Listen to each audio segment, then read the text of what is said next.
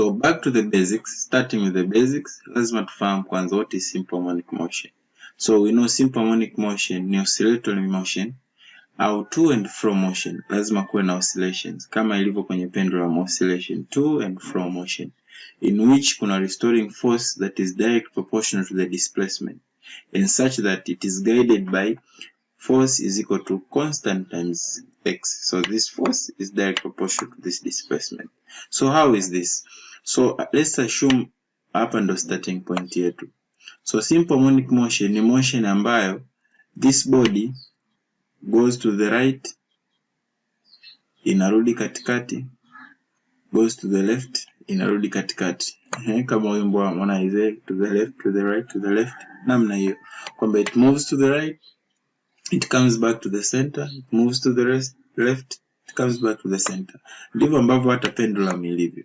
So we have the pendulum here.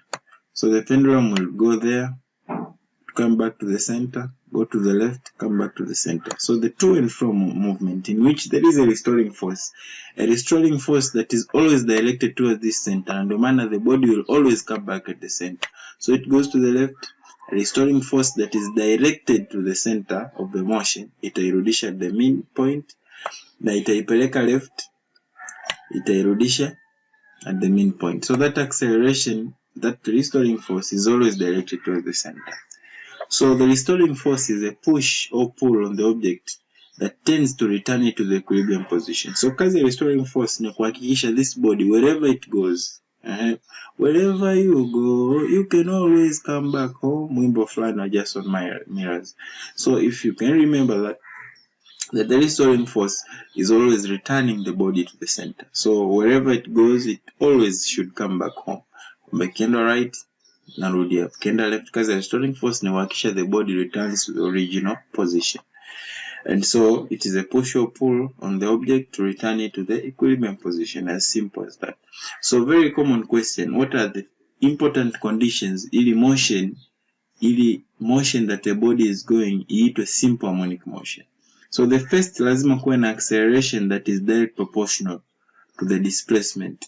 So as the body is moving from that to the left, back there to the right, always the acceleration of this body should always be direct proportional to the displacement. So the displacement, the distance from the mean to where the body is, it should always be proportional. And if that is attained, hiyo ni condition moja wapo ya simple harmonic motion. Lakini the second condition is that acceleration is always directed towards the equilibrium point. We know according to Newton's laws, acceleration na force, they go together. Kwa sababu force ni sawa na mass times acceleration. So we speak of force, we speak of acceleration as regards to the Newton's laws. So whenever we have a force or acceleration that is always directed towards the equilibrium point, that's the restoring force or restoring acceleration, whatever you may call it, tunajua kwamba hiyo ni simple harmonic motion, because when that is there, inasababisha that to and fro motion, that the body always returns to the mean, inakuwa ni simple harmonic motion. Lakini vile vile the direction of acceleration tends to act opposite to that of displacement. As we said, since the restoring force of the acceleration is always directed towards the mean, so the restoring force is always directed towards the mean. So if the body is here, the restoring force is always directed towards the mean. So ikiwa inaenda huku, you can see the body is displacing kwenda the left side. Okay, the displacement ni kutoka hapo kwenda towards the right where the body is. So utaona the body is going there, the distance is measured from that point to the left, towards the right where the body is in that right side, but the acceleration will also be directed to the opposite side. So it will be oppositely directed towards the mean. And likewise, ikiwa inaenda left side, the direction is always guided, measured, the displacement is measured from the center to where the body is in the left. So unaona inatoka hapo inaenda left, but acceleration will always be opposite to the displacement. So those are the basics.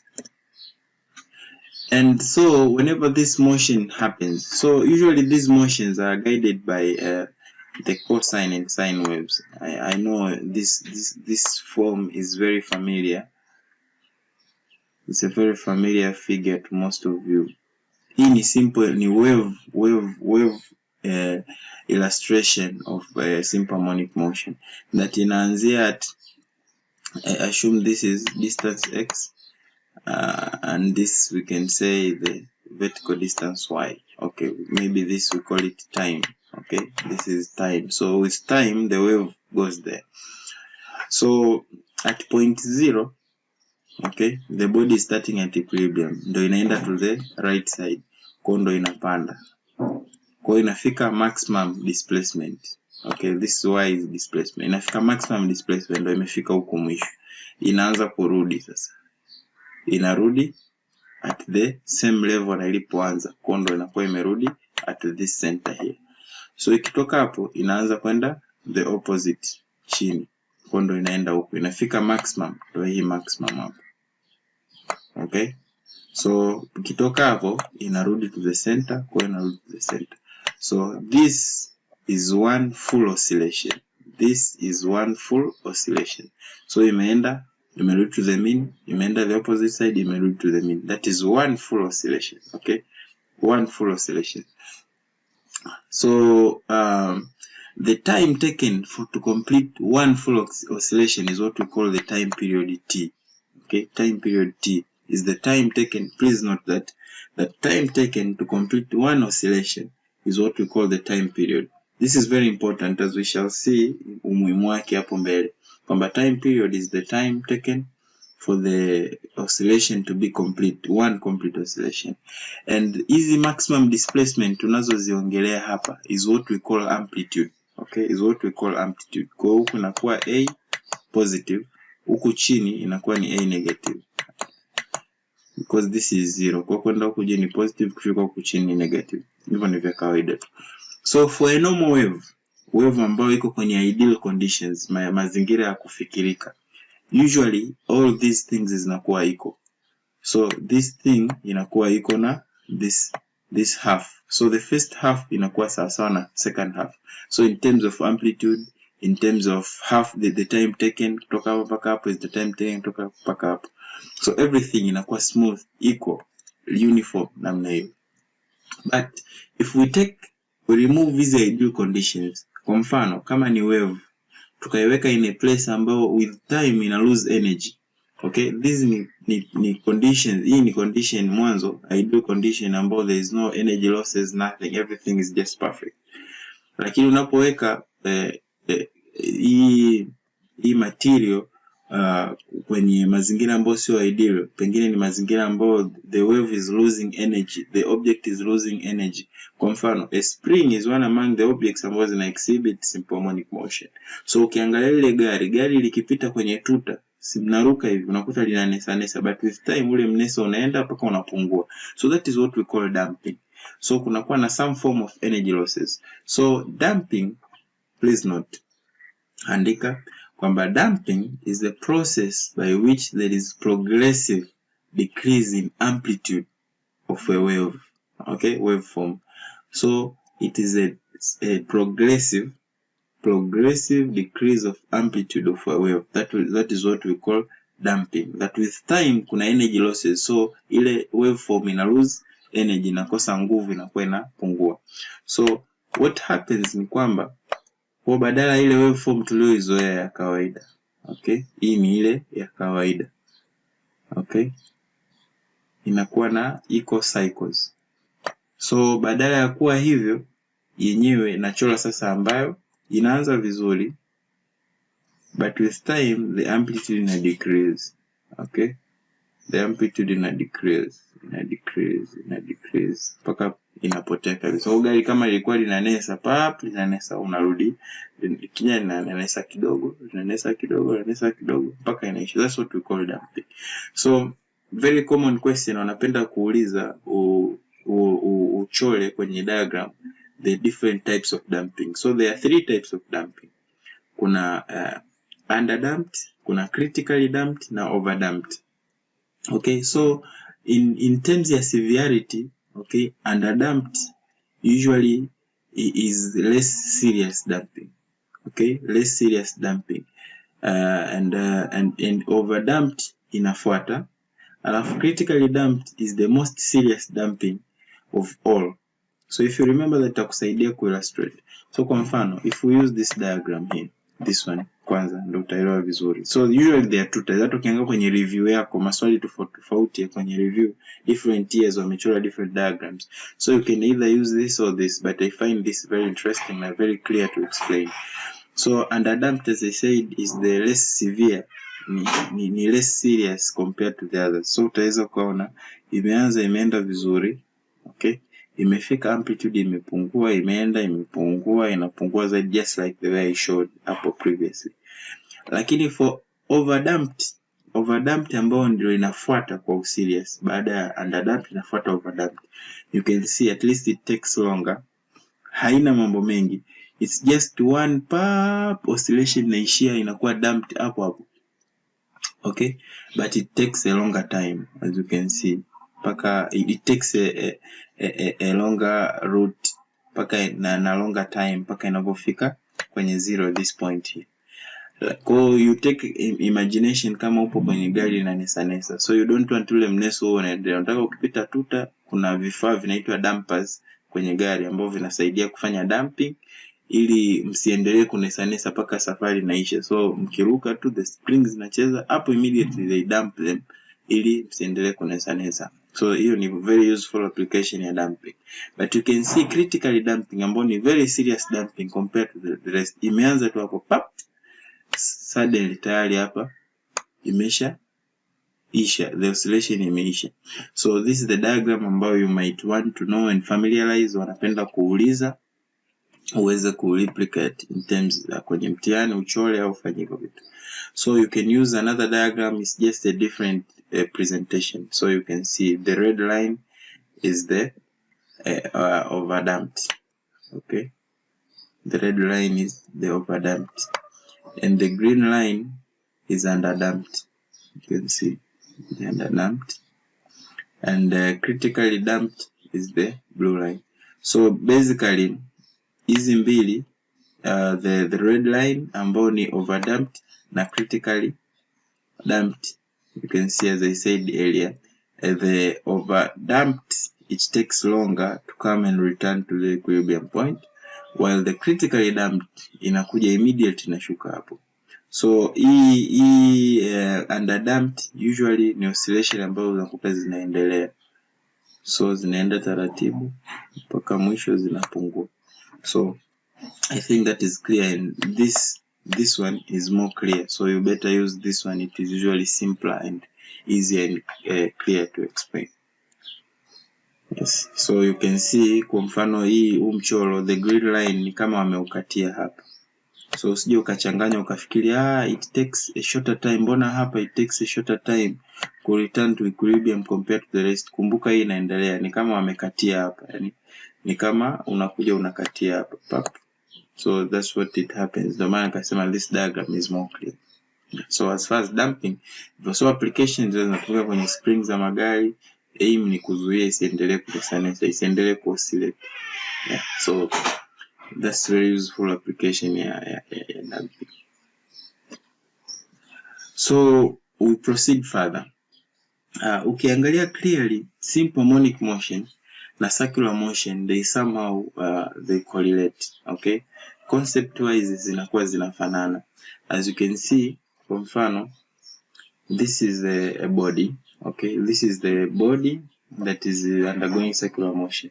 Kwa imeanzia hapa, this is the body, inaanzia at equilibrium point.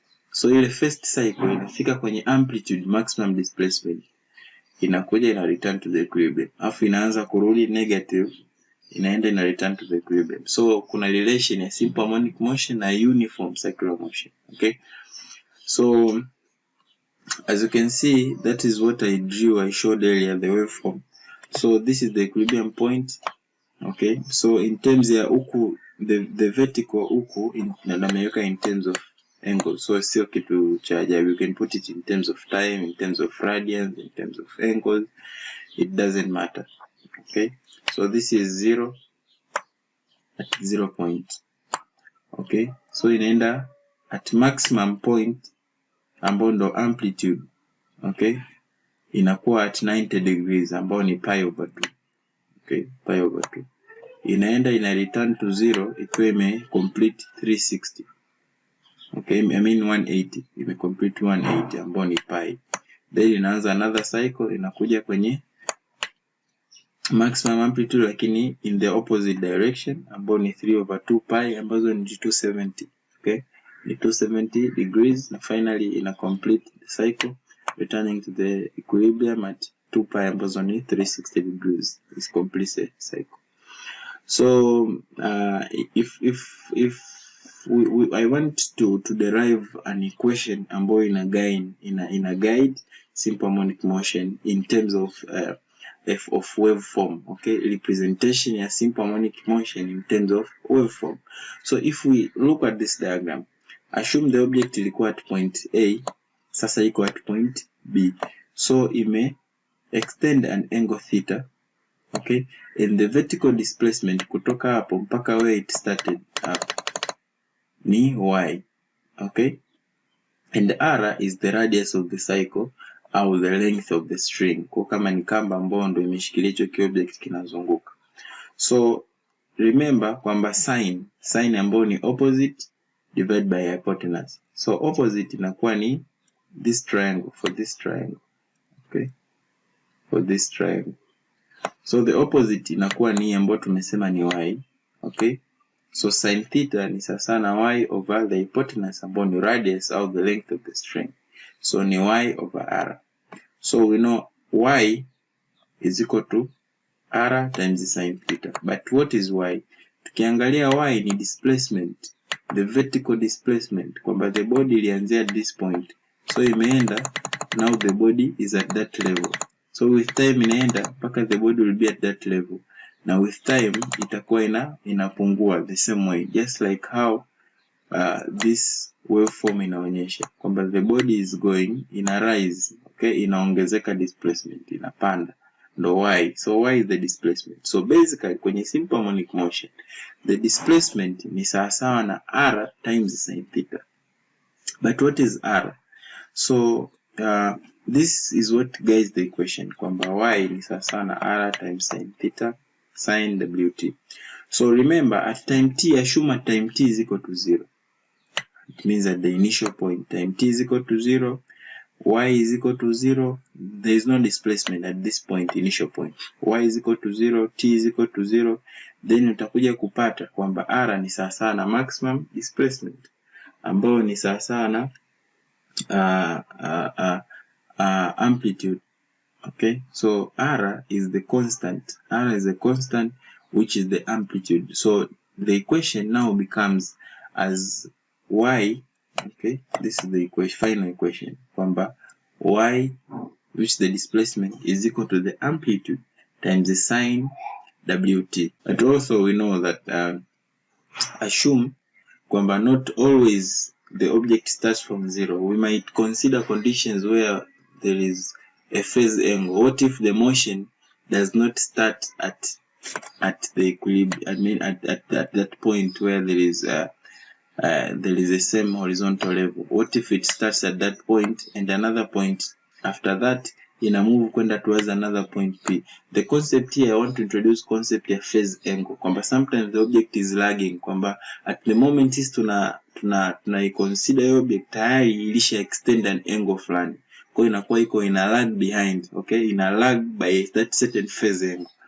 So assume the initial point now sio hapa, but is that at point 1 where there is time t and there is extend an angle ya phase hapa 0 tumeikata hapo, okay, and we have another point 2 ambao from that point 1 extend an angle theta, and that is time t1. So we know at time t is equal to 0 na point 1 here, sasa the angle ilikuwa ni hiyo hapo, okay, while at time t is equal to t1, at time t1 is at point 2, the angle, total angle sasa iliyokuwa extended ni that one plus the theta, cause the angle theta plus your phase angle. So we know that sin ya phase angle plus theta ambao ndo total distended angle. Sasa total distended angle ni sin hiyo plus theta is equal to y over displacement. So the same y we were considering na displacement ambayo ni I mean the displacement y divided by the hypotenuse, ambao for this case tulisema ni length of the string au the radius of the cycle ambao ni r. So y is equal to r sin theta plus phase angle. So basically haina tofauti. The issue ni kwamba it is just such conditions ambapo utaambiwa kwamba this body labda equilibrium ilikuwa at 60 degrees, okay, from the mean, kwamba this motion the equilibrium point yake tayari the body ilikuwa isha extend a certain angle, kwa ina lag behind a certain phase angle. So ndo ile phase angle itakuwa inaongezewa apart from the angle ambayo extra angle ambayo itakuwa ina exhibit kutokea new reference point ambao sio 0 kama ambavyo ilikuwa awali. Yes, so if we get this, kumbuka from trigonometric identities, sasa wataalamu wa PCM hapa wanaweza kujidai.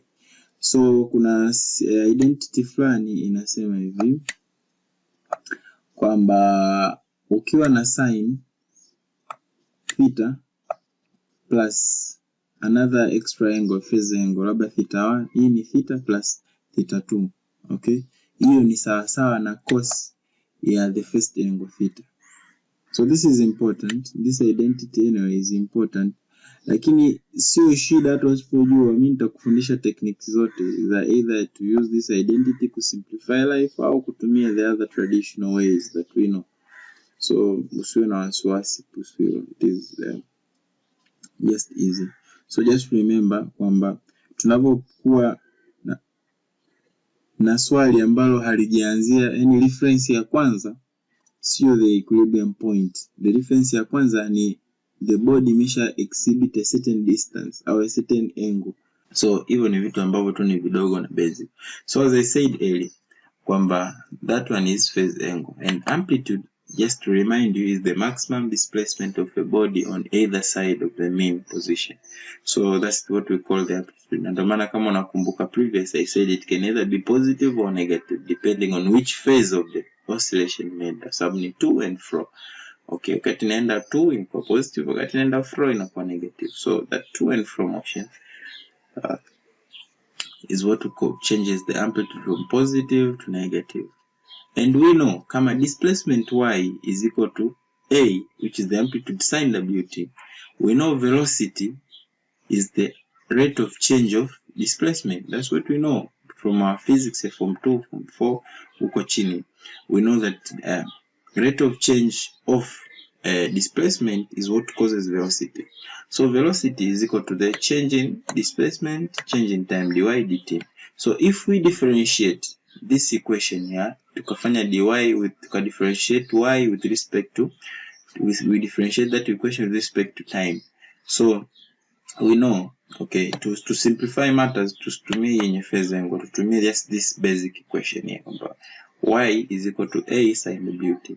So y is equal to sin wt. So dy dt ni sawa, we know kwa wale wa wenzangu wa BAM, tukidifferentiate such equations tunamuona huku ndani kuna angle mbili, so time remains, okay, time remains, so hii angle inatoka nje, okay, ni namna tu ya kukaririshana, but kwenye BAM pengine you will have learned better. So if you differentiate a sign of something, the time remains, inatoka ile the angle nje. So w inatoka nje ukidifferentiate, na ile sign ina change into cos, okay, if you remember your basics BAM. So w inatoka nje, sign ina change na into cos, kwa unakuwa ukidifferentiate dy dt inakuwa a times w, okay, a times w cos wt.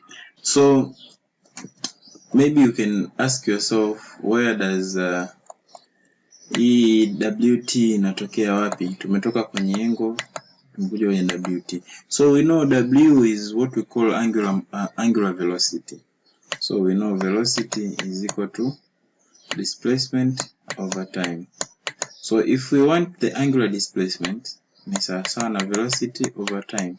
So this is angular velocity times time, tunapata displacement. For this case ni angular displacement, so is angular velocity times time, okay.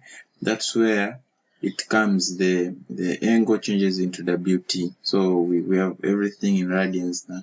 We change it into that because we have issues that involve time period na vitu kama hivyo, so that we can express the function as the equation as a function of time. So differentiating dy dt, you get W times amplitude, the sign changes into cos WT. Don't have to complicate, just know that, because this is the new velocity. Okay, so velocity is given by angular velocity times amplitude cos WT. So if we want to ondoa haya cos WT isilete complication, so we have one way to do it. So we know that from zile equation, okay, huko kwenye BAM trigonometry. Okay, so we have sin theta squared plus cos squared theta is sawa na 1. Okay, so if we want to put to express cos square theta in terms of sin square theta, so we know cos square theta is equal to 1 minus sin square theta. So cos theta, if we find the square root of cos square theta, tunapata cos theta. Manake inakuwa ni square root on either side. Pata square root on either side. Put square root here, put square root here. So square root ya cos square theta inakuwa cos theta. Na huku inabaki square root ya 1 minus sin square theta. So if we come and substitute hii value ya cos hapa, so tunakuwa na v ni sawa na WA. Okay, tunakuwa na v ni sawa na WA, okay, times square root ya 1 minus sin square theta. Okay, it should not confuse you here. The issue here ni kwamba sawa, if we have v ni sawa na WA, twende step by step. Hapo kuna step imerukwa, ndo maana I want all of you to understand. So let me write the step ambayo ilirukwa, minus sin square theta. Okay, because cos WT, okay, from here, cos WT from here ndo here hapa square root ya 1 minus sin square theta. So tunataka tuichukue hii amplitude tuiingize ndani huko. Okay, tunaichukua hii amplitude tunaiingiza ndani huko. It means ili hivi vikae nje huko ni sawa na kama vingekuwa ndani ya, kwa mfano a ni sawa na square root ya a squared. It means if we want hii a kuingia ndani ya square root na isibadili maana, it has to be squared. So tunaingiza hii a humu ndani. So tukiingiza a humu ndani inakuwa ni v times w, ndio hapa. V ni sawa na w times square root. Sasa a imeingia ndani, maana yake imekuwa a squared in brackets e1 minus sin squared theta. Okay, now it is clear. Okay, if it's not clear, you can go back to the few minutes I've been explaining. You'll get it right. Okay, so v ni sawa na w. If we open the bracket sasa, if we open the bracket, kunakuwa na a squared, maana yake inakuwa a squared times 1 inakuwa a squared minus a squared times sin square theta. Kwa hapa inakuwa ni sawa na w, okay, a squared minus a squared sin squared theta. Okay, so we know that a squared sin squared theta, kwa sababu tunajua tukirudi hapa, so tunajua a sin WT ni sawa na y. So a squared sin squared WT maana yake ni sawa na y squared, kwa sababu everything is squared, so y is squared. So e ni sawa na y squared. So we have eliminated cos na sin because hiyo ndio ilikuwa lengo. So finally we have v velocity ni sawa na angular velocity times the square root of amplitude squared minus displacement squared. So this is the thing I want you to get. Okay, you might not remember all those details, lakini at least kumbuka hii formula, because of course haya maswali huwa yako kwenye paper 1 and not common that you'll be asked to derive mpaka ufike hapa. Okay, you might be asked, so please review ili uelewe vizuri, lakini for now nataka uelewe kwamba v ni sawa na w square root ya a squared minus y squared. Hiyo ni velocity. So tukija kwenye acceleration, we know acceleration is the rate of change of velocity. So if we differentiate velocity with respect to time, tunapata acceleration. So as we did earlier, kwamba dy dt, which was the velocity, now we have dv dt. So if velocity, turudi kwenye equation, kwamba velocity hapa tulipata ni wa cos wt. Kwa velocity tulipata a w cos wt. So we want to make dv dt. So we are differentiating with respect to time. The same. Tumesema kwamba ndani w inatoka nje. Of course, I mean hiyo whatever it is ina change into the other side, into the opposite type. Kwa huku kuna a, kuna w. Ukitoa w nje inamkuta w mwingine inakuwa aw squared. Ndio hapa aw squared. Okay? Then cos ukidifferentiate inakuwa sin alafu inakuwa negative. Okay? Kwa inakuwa ni sin wt negative. Why? Because the acceleration is always in the opposite direction ya displacement. So acceleration is always inakuwa negative, kuonyesha kwamba it is the opposite condition za simple harmonic motion. Acceleration should be opposite direction to the displacement. Okay, so it should be opposite to whatever is related to displacement. So displacement itself and velocity, which yenyewe ni positive because it is related to displacement. Like acceleration is inversely related. I mean it is in opposite direction to the displacement, so inakuwa negative. So if we have acceleration sawa na aw squared sin wt. So again we know a times sin wt, if we arrange it properly, w squared negative a sin wt.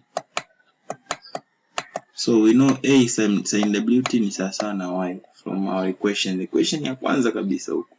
So manake acceleration is sawa na negative w squared times y. So this is the acceleration equation. So remember the two v, remember kwanza y ni sawa na a sin wt, v ni sawa na w square root ya a squared minus y squared, na acceleration sawa na w negative w squared y. And you know y is negative because acceleration is in opposite direction to the displacement, and that is the first summary of what we call simple harmonic motion, the motion where the acceleration is in opposite, is directly proportional but opposite to the direction ya displacement. So we know that at equilibrium, okay, at equilibrium where y is equal to 0 and a is equal to 0, y is equal to 0 and a is equal to 0, na kuna point whereby kuna y is equal to maximum displacement. The point here ni kwamba velocity na acceleration zina differ where they are maximum, kwa sababu kwenye maswali they like to say find maximum acceleration, find the maximum velocity, or find the maximum kinetic energy. Sasa the trick here is to know where velocity is maximum and where amplitude, I mean where acceleration is maximum. So they are opposite. Velocity is maximum at the equilibrium point when displacement is equal to 0. Velocity ndo iko maximum. Okay? When the displacement y is equal to 0, velocity ndo inakuwa maximum. And that can be supported kwenye hii equation hapa. Okay? Kwenye hii equation. So it is a squared minus y. Kwa hiyo kwa vile inampunguza. Sawa?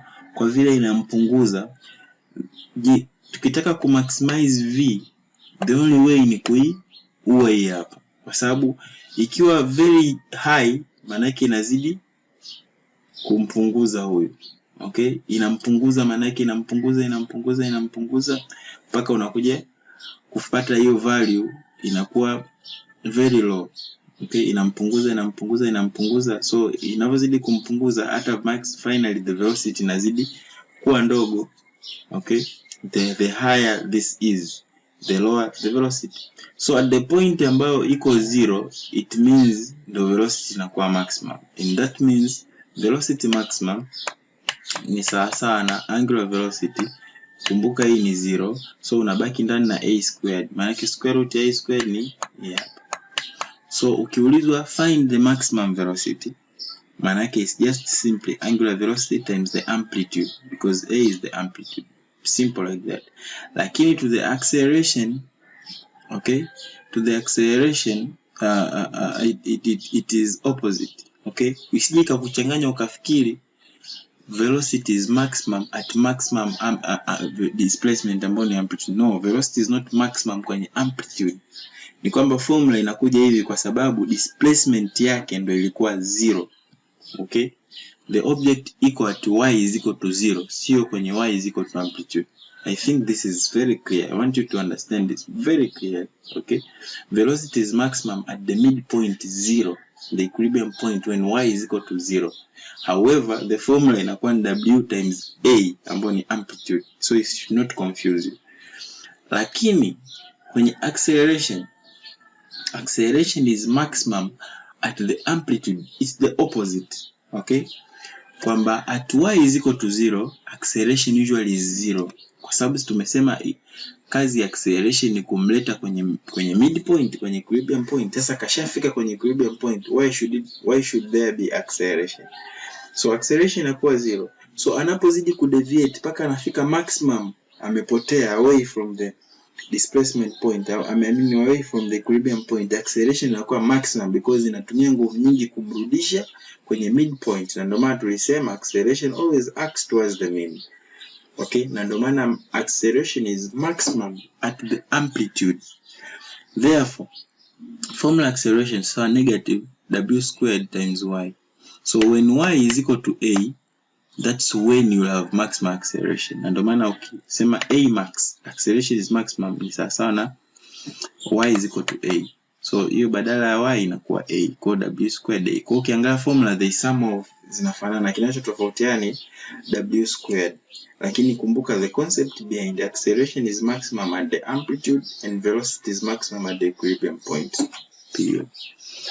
So as I said earlier, we have what we call time period, which is the time to complete one complete oscillation. Now usually it is given by 2 pi over angular velocity. Okay, so time period start 2 pi over angular velocity, ambayo period usually pia ni inverse ya frequency. So this period ni 1 over frequency, also can be expressed as 1 over frequency. Na ndio maana hapa angular velocity can be 2 pi times frequency. The angular velocity ukipeleka huko cross multiplication kwa w inakuwa sana 2 pi times frequency, au cross multiplication na period w inakuwa ni 2 pi over 1 over period.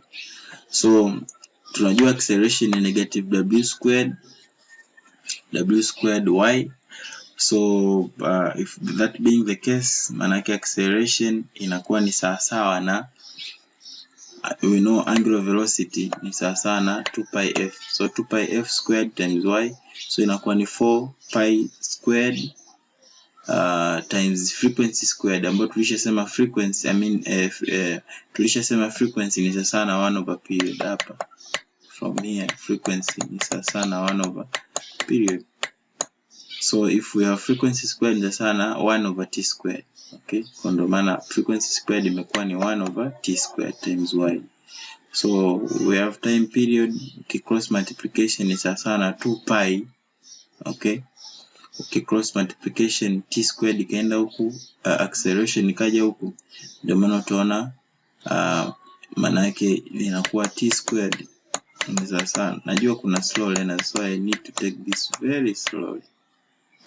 Y over acceleration. I don't want to leave my students. So if cross my square root on both sides, square root ya t squared ni t, na square root ya 4 ni 2, kwa inatoka nje. Square root ya pi squared ni pi, inatoka nje, ndani inabaki y over a. You know this is familiar, right? It's a familiar formula kwenye pendulum pia. So usually many simple harmonic motions, usually they come back here. So we know kwenye pendulum, we remember kunakuwa hivyo somewhere baada ya acceleration kunakuwa na acceleration due to gravity, like that. So basically that's where it is coming from.